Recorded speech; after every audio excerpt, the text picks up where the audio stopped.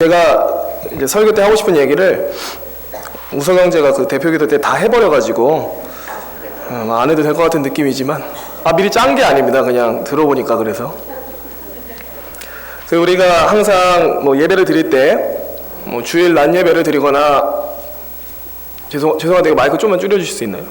뭐 주일 낮 예배를 드리거나 구역 예배를 드리거나 뭐 야외 예배를 드리거나 그 어떤 예배를 드릴 때라도 우리가 꼭 넣는 순서가 하나 있습니다. 그게 무슨 순서냐면 이제 신앙 고백이라는 순서입니다. 그럼 우리는 그 신앙 고백의 순서 때 사용하는 신앙 고백이 있습니다. 그게 바로 이제 사도신경이죠. 사도신경은 초대교회에서 이제 공통된 믿음을 함께 고백하기 위해서 만든 그 믿음의 고백이기도 하고, 또 이제 누군가가 세례를 받기 전에 세례 문답으로 사용했던 그런 고백이기도 합니다.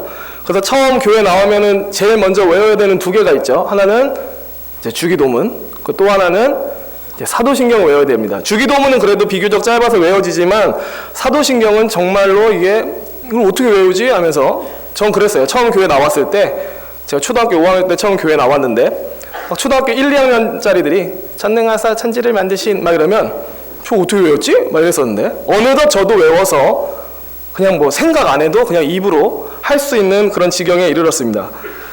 그러다 보니까 어떤 문제가 생기냐면요, 이미 너무 익숙해져서 입으로 그냥 잘잘잘잘 나오기 때문에 그 의미를 생각 안 하고 그냥 넘어갈 때가 되게 많습니다. 특히 사도신경의 우리가 후반 부분은 그냥 넘어갈 때가 되게 많습니다. 사도신경의 처음 부분, 전능하사 천지를 만드신 하나님 아버지를 내가 믿사오며 할 때는 주님 그렇습니다. 내가 천지의 창조주이신 하나님 믿습니다. 막 이렇게 이런 마음으로 합니다. 그리고 또 계속 갑니다. 그 외아들 우리 주 예수 그리스도를 믿사오니 거기부터 산자와 죽은 자를 심판하러 오시리라까지도 그렇습니다. 예수님 날 위해 십자가에 달려 죽으셨고 그리고 다시 오셔서 심판하실 것입니다. 막 이런 마음으로 하다가 갑자기 성령을 믿사오며 거룩한 공회와 성도가 서로 교통하는 것과 딱 할 때는 뭐지? 그냥 지나갑니다. 그러고 나서 몸이 다시 사는 것과 할 때 다시 마음속으로 그렇습니다. 몸이 다시 살 것입니다. 이렇게 한다는 거죠. 저만 그랬나 봅니다. 성도님들 전혀 공감 안 하시는데 보통 그래요.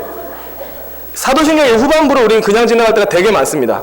거룩한 공회와 성도가 서로 교통하는 것을 믿는다는 이 고백을 우리는 생각 안 하고 넘어갈 때가 굉장히 많습니다. 그러면 여기서 말하는 거룩한 공회, 공교회는 뭘까요?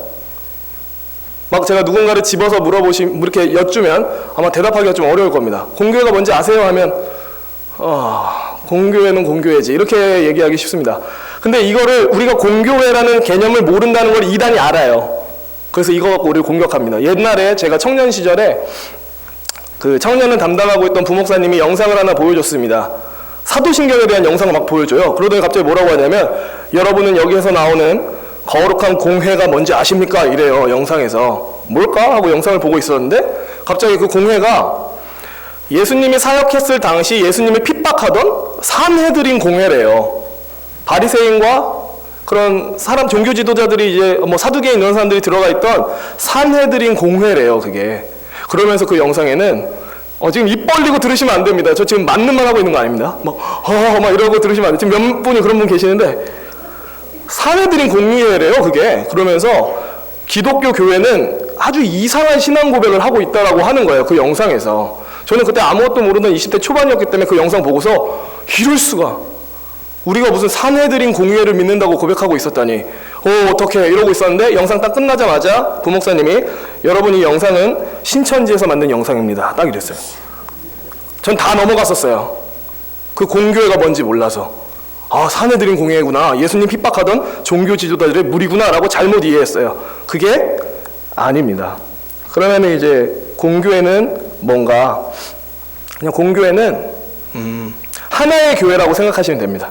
하나의 교회.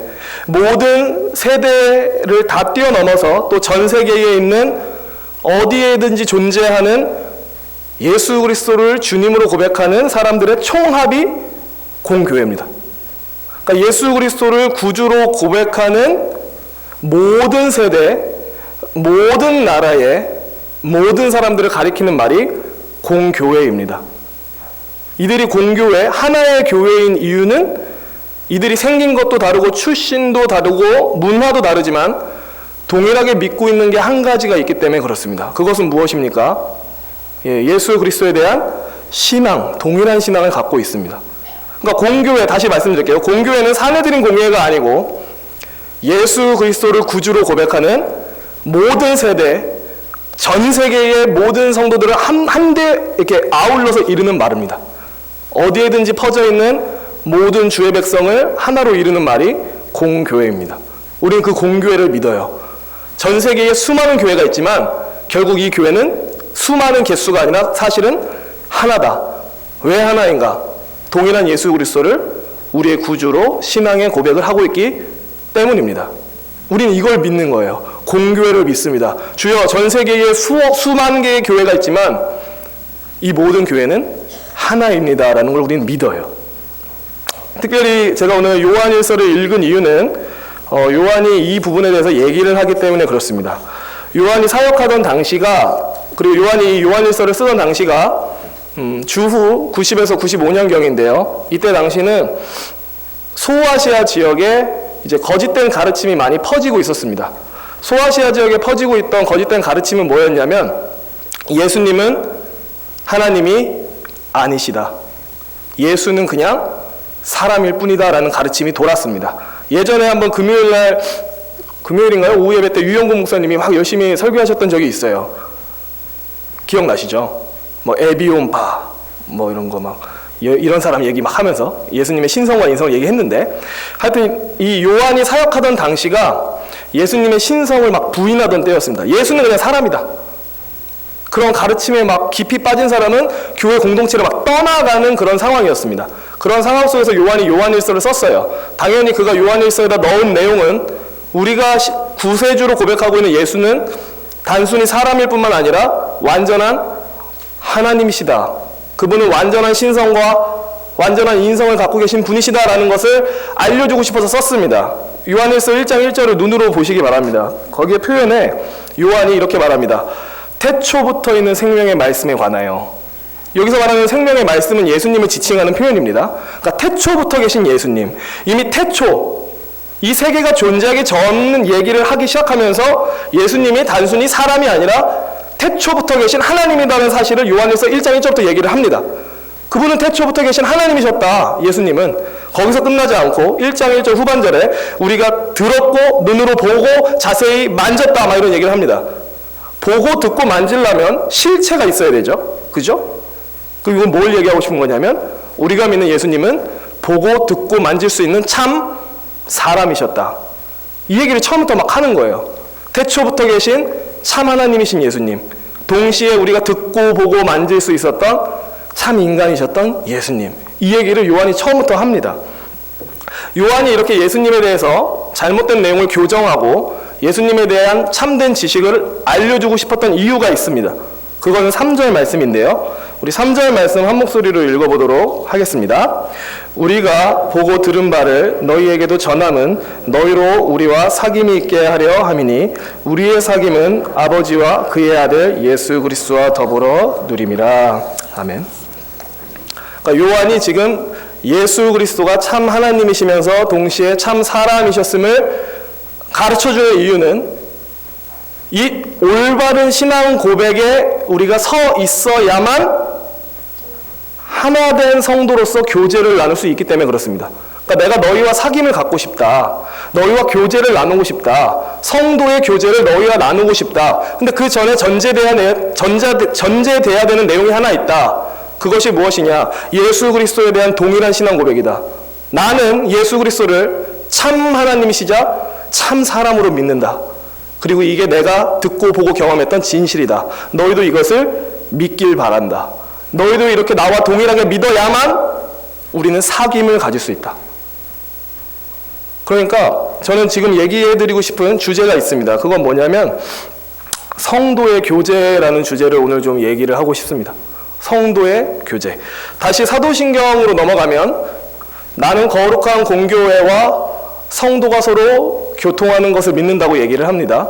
성도가 서로 교통한다는 말은 조금 바꿔서 얘기하면 성도가 서로 교제하는 것을 말합니다. 성도끼리 서로 사귐을 갖는 것을 말합니다.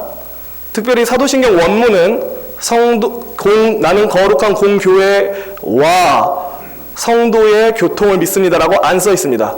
나는 거룩한 공교회, 성도의 교제를 믿습니다라고 써 있습니다. 그러니까 와가 빠져 있어요, 원문에는. 그러니까 원문이 뭘 말하고 싶은 거냐면 이런 겁니다.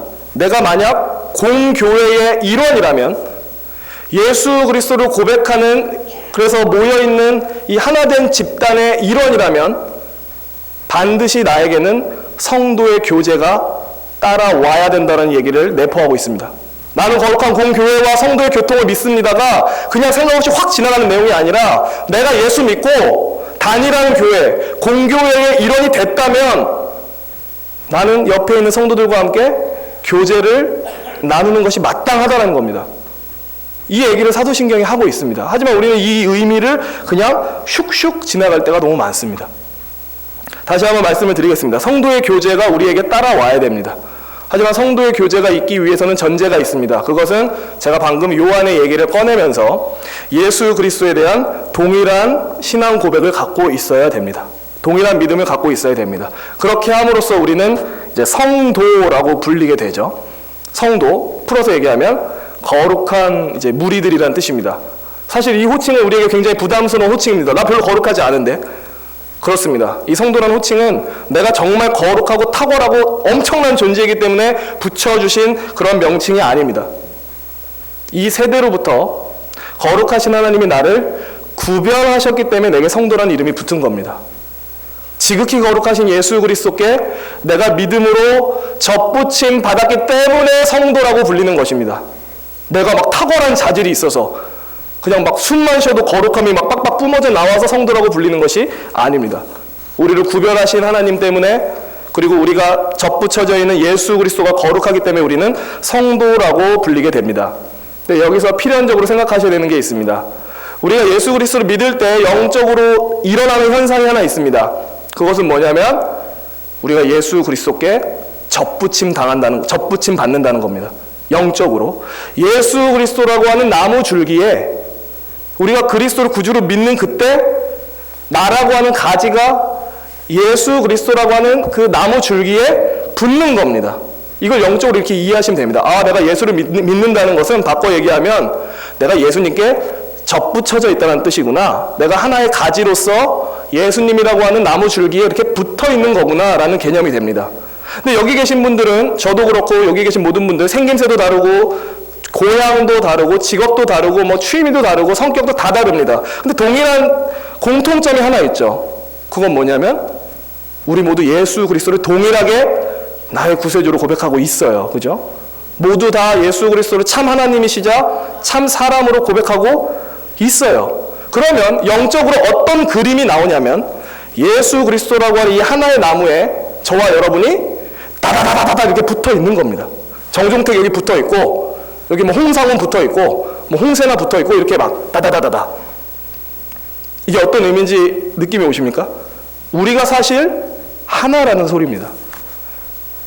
예수 그리스도라고 하는 동일한 나무의 그 나무 줄기에 우리가 믿음으로 붙어 있기 때문에 우리는 사실 여러 명이 존재하지만 동시에 우리는 하나입니다. 우리가 이렇게 긴밀하게 하나를 이루고 있다는 것을 사도 바울이 설명하고 싶어서 썼던 비유가 몸이죠. 예수님은 머리이시고 우리는 그 몸을 이루는 지체다. 몸은 서로 떨어져 있으면 안 됩니다. 그죠? 제 손가락을 딱 자른 다음에 한 3시간 있다 붙이면 다시 붙습니까? 안 됩니다. 기계는 돼요. 기계는 뗐다가 붙이면 다시 기능이 돌아와요. 근데 유기체, 몸 이런 거는 잘라버리면 잘라버리는 즉시 죽음이 시작됩니다. 그죠? 그만큼 서로 긴밀하게 얽혀 있다는 겁니다. 마찬가지예요. 우리가 예수 그리스도라고 하는 동일한 나무에 함께 붙어 있습니다. 서로 긴밀하게 연결되어 있다고요. 우리가 그걸 인지하지 못하지만 영적으로 우리는 서로 얽히고 설켜서 긴밀하게 연결되어 있습니다. 예수 그리스도를 머리로 하는 몸에 우리 모두가 다 같이 붙어 있습니다. 필연적으로 우리는 하나고, 필연적으로 이 하나된 상태에서 떨어져 나가면 우리에게 무엇이 찾아오냐면 죽음이 찾아옵니다. 그래서 성도의 교제는 그냥 간과할 수 있는 종류의 것이 아니라 굉장히 중요한 것입니다. 아, 내가 예수 그리스도를 구세주로 믿고 거룩한 공회의 일원이 되었구나. 끝이 아닙니다. 우리가 항상 신앙 고백하는 것처럼 나는 거룩한 공회와 성도가 서로 교통하는 것을 믿습니다까지 가셔야 됩니다. 아, 나는 이제 거룩한 교회의 일원이 되었으니까 얻을 거 다 얻었으니까 끝났다가 아닙니다. 거룩한 공회의 일원이 되셨다면 자연스럽게 성도가 서로 교통하는 것까지 오셔야 됩니다.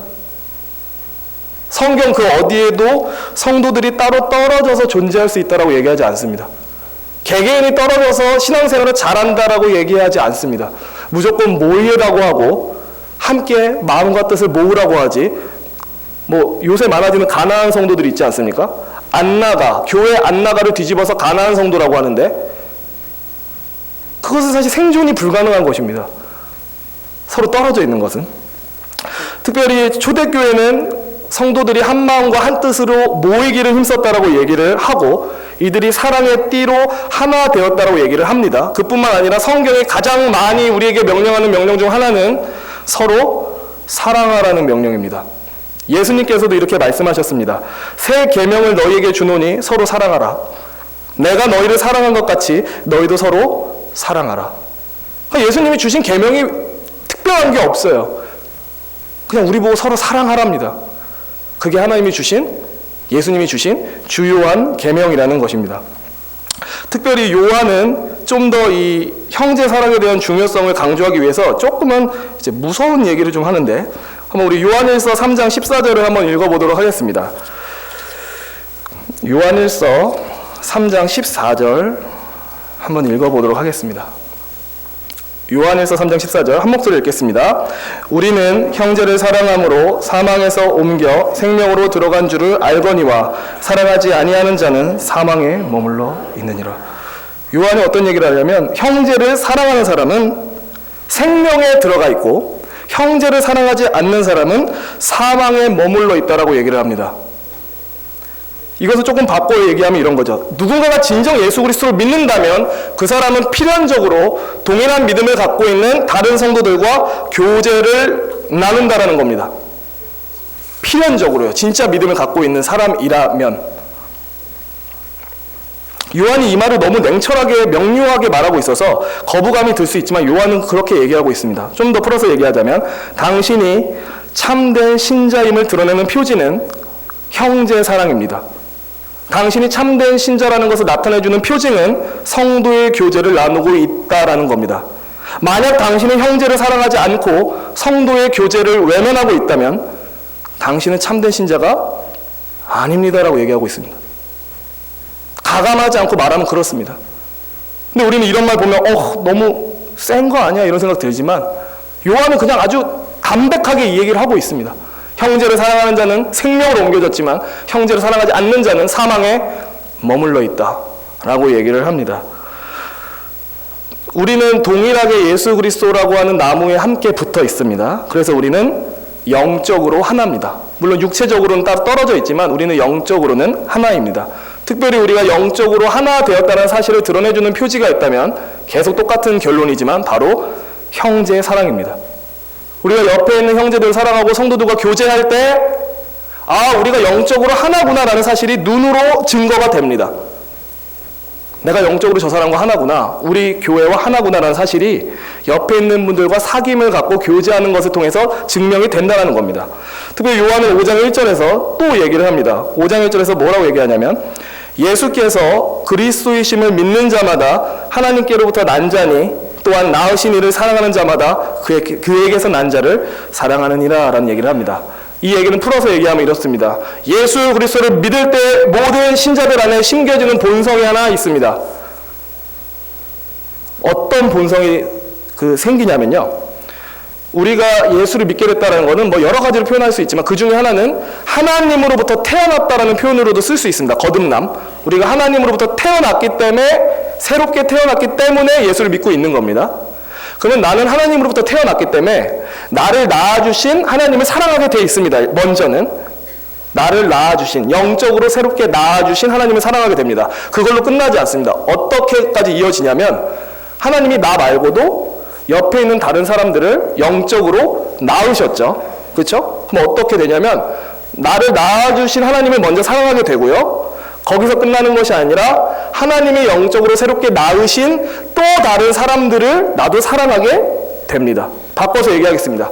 예수 그리스도를 믿게 됐을 때 우리 안에 심겨지는 본성이 있습니다. 그것은 뭐냐면 동일한 구주를 믿고 있는 자들을 향한 사랑과 관심과 애정이 생깁니다. 이게 본성이에요. 이게 사랑해라 좀 해서 사랑해지는 게 아니고 다 아시겠지만 우리가 그리스도를 믿고 거듭나는 순간 나 말고 거듭난 다른 사람들을 향해 마음이 가게 돼 있어요. 처음 보는 사람이지만 이 사람이 진짜 예수 믿는구나라는 걸 알게 되면 마음 깊은 곳에서부터 친밀함과 막 저 사람에 좀 얘기 좀 하고 싶다 이런 마음이 들어요. 교제하고 싶다, 저 사람과 사귐을 갖고 싶다라는 마음이 듭니다. 그래서 참된 신자가 보여주는 여러 가지 현상들이 있지만 그 중에 하나는 나 말고 구원받은 다른 신자들을 향해 나아가게 됩니다. 사귐을 갖기 위해 그 안에 들어가려고 하게 됩니다. 교제를 나누기 위해 조금은 수고스럽지만 움직이게 됩니다. 왜냐하면 예수를 믿는 자에게는 이 본성이 심겨있기 때문에 그렇습니다. 나 말고 또 다른 믿는 자를 향해 본능적으로 그를 사랑하고 그에게 관심이 생기게 되어 있기 때문입니다. 거룩한 공교회를 믿고 성도가 서로 교제하고 사귀는 것을 믿는 것은 떨어져 있는 것이 아닙니다. 물론 현실적인 문제가 굉장히 많습니다. 제가 주중에 다른 교회 집사님을 두 분을 만났습니다. 두 분이 다 젊어요. 한 40대 초중반이신데 물어봤어요. 우리 집사님들 구역 모임 좀 나가십니까? 이렇게 혹은 우리 교회를 따지자면 목장 예배 가십니까? 그러니까 안 가요. 막 이래요. 그래서 왜 안 가세요? 그러니까 두 분 다 비슷한 얘기를 했어요. 어떤 얘기를 했냐면 그 모임에 가서 한 대여섯 명이 모여 있잖아요. 그러면 이제 나는 이제 우리끼리만 있으니까 자기 마음속에 있는 좀 비밀스러운 얘기들, 고민들을 좀 꺼낸 거예요. 거기서. 그것을 꺼냈을 때 의도는 이거죠. 1번 동네방네 소문내라. 2번 여기서만 알고 있어라. 뭘까요? 2번입니다. 손가락이 잘못됐는데 2번입니다. 그분들은 그렇게 2번의 의도를 갖고 얘기를 했어요. 우리 구역 식구들끼리니까, 우리 목장 식구들끼리니까 자기 얘기를 좀 했습니다. 세상에 며칠 지나지 않아서 그 얘기가 동네방네 다 퍼져 있어요. 다신 구역 모임 안 간답니다. 왜 안 가는지 아시겠죠? 이런 일이 비일비재해요. 그 두 분이 똑같은 얘기를 했어요.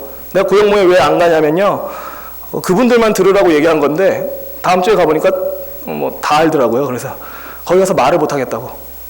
어차피 가서 말도 제대로 못할 바에는 형식적인 모임일 것 같아서 안 갈래요. 이렇게 되는 거예요. 그러니까 실제로 이렇게 어려움이 되게 많아요. 그러니까 먼저 저부터 입 단속을 조심해야겠죠. 그리고 우리 모두가 입을 조심해야 됩니다. 우리 입 한마디 때문에 구역 식구들이 떨어져 나갈 수 있는 겁니다. 실제로. 제가 지금 실례를 얘기해 드렸잖아요. 이 외에도 우리가 서로 성도끼리 교통하고 교제하는 게 굉장한 어려움이 있어요. 왜 어려움이 있냐면 우리가 아직 죄인이고 다듬어지지 않았기 때문에 나는 의도하지 않고 남한테 상처를 줘요. 의도 안 하고 상처 줘요. 세상에 막 뭐 한번 죽어봐라, 상처 받아봐라 하고 상처 주는 사람이 어디 있습니까? 물론 그런 사람이 있긴 있죠. 하지만 교회는 없다고 생각해요. 그럴 거라 믿습니다. 의도적으로 상처 주는 사람은 없어요. 근데 그냥 뭐 재밌자고 혹은 그냥 아무 생각 없이 뱉은 말에 아무렇지도 않게 한 행동에 누가 상처를 받아요. 그리고 나 또한 상대방이 의도하지 않은 그 행동과 말에 상처를 받습니다. 그죠? 서로 상처 줘요, 사람들은. 그러면 상처받기 싫기 때문에 교제를 떠나려고 합니다. 그죠? 상처받기 싫어서. 이런 문제가 있고요. 또 어떤 문제가 있냐면 사람은요, 자기가 잘한 것에 대해서는 엄청난 보상을 받길 원하고 잘한 것에 대해서 남들이 엄청 인정해주길 원해요. 왜 인정 안 해주지? 나 이렇게 잘하는 일이 많은데? 혼자 삐져요. 그리고 또 뭐가 있냐면 자기가 잘못했을 때는 끝까지 잘못했다고 말 안 합니다. 심지어 자기가 논리적으로 이건 100% 내 잘못이야 라고 해도 말을 못해요. 그 말을 하는 순간 내가 밑으로 깔릴까 봐. 또 사람은 남에게 호의를 자기가 이렇게 베푸는 것은 난 너무 참 훌륭한 사람이야 라고 생각하지만 남이 나한테 호의를 베푸는 거에 대해서는 당연하다고 생각합니다. 그래, 넌 나한테 대접해야지. 넌 나한테 잘해줘야지. 이게 사람이에요.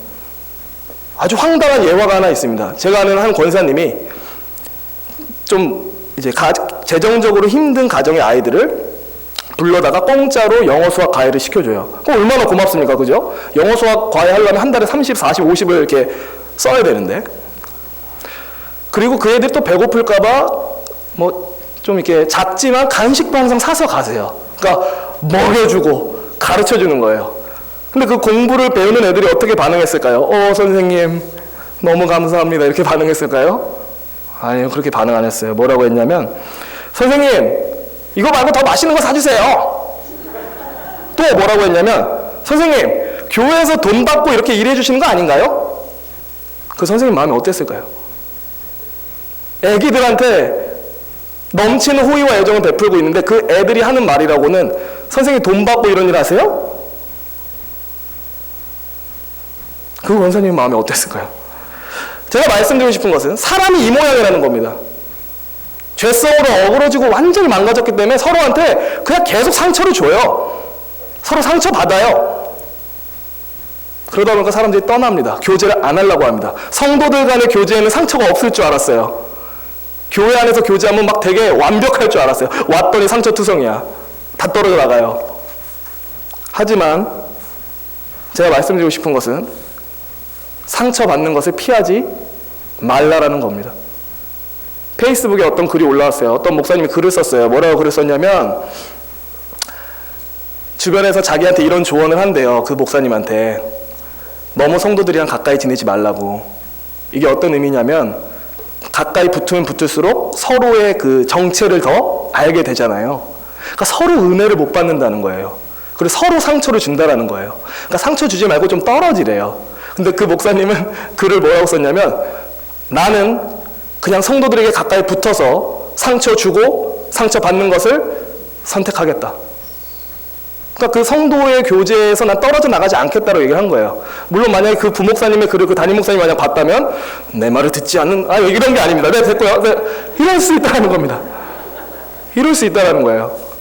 근데 제가 말씀드리고 싶은 거는, 우리가 서로 상처를 줘요. 이거를 너무 놀라운 일로 생각하지 마십시오.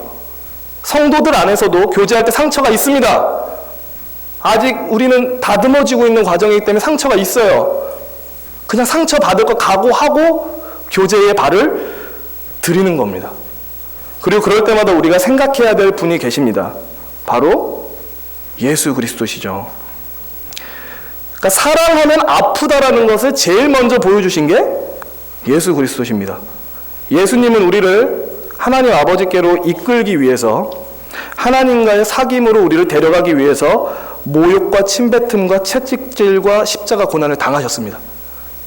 사랑하면 아프다라는 것을 제일 먼저 보여주셨습니다. 또 예수님이 3년 동안 12제자 이끌고 사역하셨죠. 다 아시겠지만 12제자 중에 예수님의 생각과 마음을 제대로 이해하는 제자가 단 한 명도 없었습니다. 뭐 얘기하면 다 못 알아들어. 예수님 뭔 소리입니까? 그럼 예수님이 또 친절하게 제자들한테 알려줘요. 다음에 또 말하면, 뭐 막 담임 목사님도 설교할 때 막 그 얘기 하셨잖아요. 막 누룽이 얘기하니까 그 막 사두개인과 바리새인의 그런 거짓 교훈을 조심하라는 말로 얘기했더니, 야, 떡 가져와라 이런 소리 하고. 제가 말씀드리고 싶은 것은, 예수님은 3년의 사역 동안 솔직히 말하면 철저히 혼자셨어요. 그쵸? 12제자는 항상 와 이렇게 다니지만 12제자 중에 예수님 마음 하나 이해해 준 사람이 없었어요. 예수님의 뜻을 헤아려 주는 사람 하나 없었어요. 그런데도 예수님은 그런 제자들 끝까지 사랑하시고 찾아오시고 격려하시고 사명 다시 심어주시고 믿음을 세워주시고 떠나셨습니다.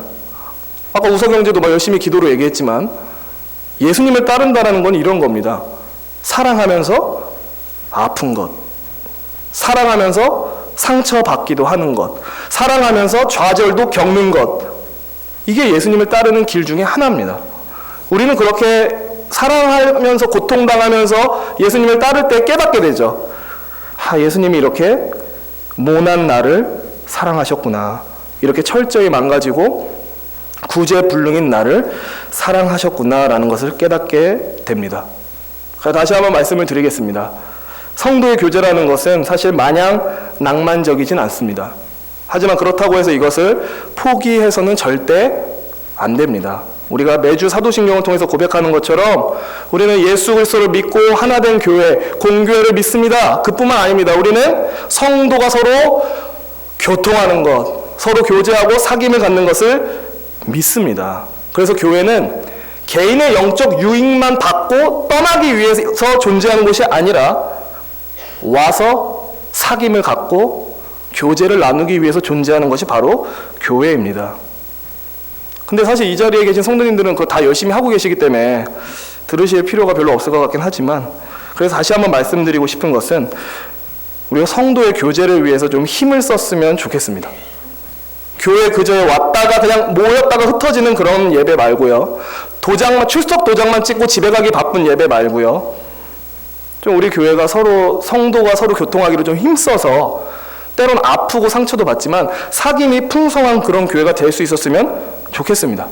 실제로 초대교회 성도들이 모여서 뭘 했냐면, 모여서 예배드리고 흩어진 게 아닙니다. 사도들의 가르침을 받았고요. 성도가 서로 교통했고요. 떡을 뗐고 자신의 소유를 나눴습니다. 그들에게 있어서 예배는 예배 시간 1시간 드리고 집에 가는 게 예배가 아니었습니다. 예배 끝나고 성도들과 함께 어울리고 사귀는 것까지가 예배라고 그들은 생각했습니다.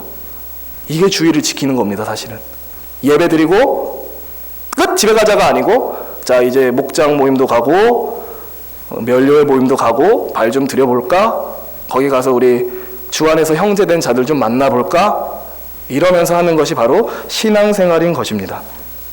말씀을 마치겠습니다. 성도님들께 질문을 하고 싶습니다.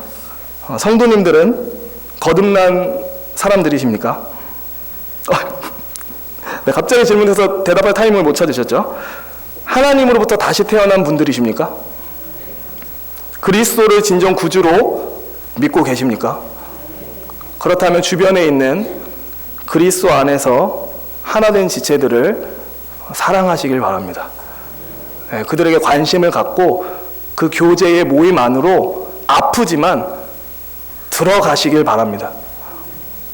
그럴 때에 우리가 성장하게 됩니다. 깨지고 또 반성하고 또 깨지고 생각하면서 우리는 조금씩 자아가 죽고 예수 그리스도를 닮아갑니다. 저는 안 믿는 부류가 하나 있습니다. 어떤 부류냐면 저기 산에 박혀서 혼자 신앙생활을 하는 건 안 믿습니다. 그런 사람들 신앙 안 좋을 게 확실합니다. 거기서는 혼자 있기 때문에 나는 고귀하다, 나는 거룩하다라고 하겠지만 내려와서 사람들이랑 맞부딪히는 순간 그 사람이 스스로 느낄 겁니다. 우와, 나 하나도 안 변했네. 말씀을 드리겠습니다. 함께 있을 때 서로 또 이렇게 좀 문제도 있어야, 그리고 그 간에 계속 사귐이 있어야 우리에게 성장이 있습니다. 자아가 죽고 그리스도를 닮아가는 일들이 일어납니다. 그래서 우리가 사랑하기 때문에 아프셨던 예수님을 따라서 우리도 때로는 아플 수 있지만 공교회를 믿는 것뿐만 아니라 성도의 교통하는 것, 서로 사귀는 것을 믿고 실천할 수 있는 저와 성도님 되기를 주님의 이름으로 기원합니다. 아멘. 기도하겠습니다. 주님, 우리는 상처받는 것이 두렵고 또 우리가 갖고 있는 환상이 깨질까 봐 두려워서 때로는 성도의 교제를 어려워할 때가 있습니다. 하지만 주님, 사랑하기 때문에 아프셨던 우리 주 예수 그리스도를 기억하게 하여 주시옵소서. 3년의 공생의 내내 철저히 혼자셨고 아무도 주변에 이해해주는 사람 없었지만 끝까지 그 제자들 사랑하시고 놓지 않으셨던 예수 그리스도 마음을 갖고 우리가 서로 사랑할 수 있게 하여 주시옵소서. 우리에게 오래 참음과 인내와 넓은 마음을 허락하여 주시고 서로를 이해하며 용납하며 포용하며 사랑할 수 있는 우리 모두 되게 해 주시옵소서. 그렇게 함으로써 예수님이 말하신 것처럼 너희가 서로 사랑하면 사람들이 너희를 보고 내 제자인 줄 알 것이다 라고 말했던 일이 우리 안에 이루어지게 하여 주시옵소서. 감사드리며 주 예수 그리스도의 이름으로 기도합니다. 아멘.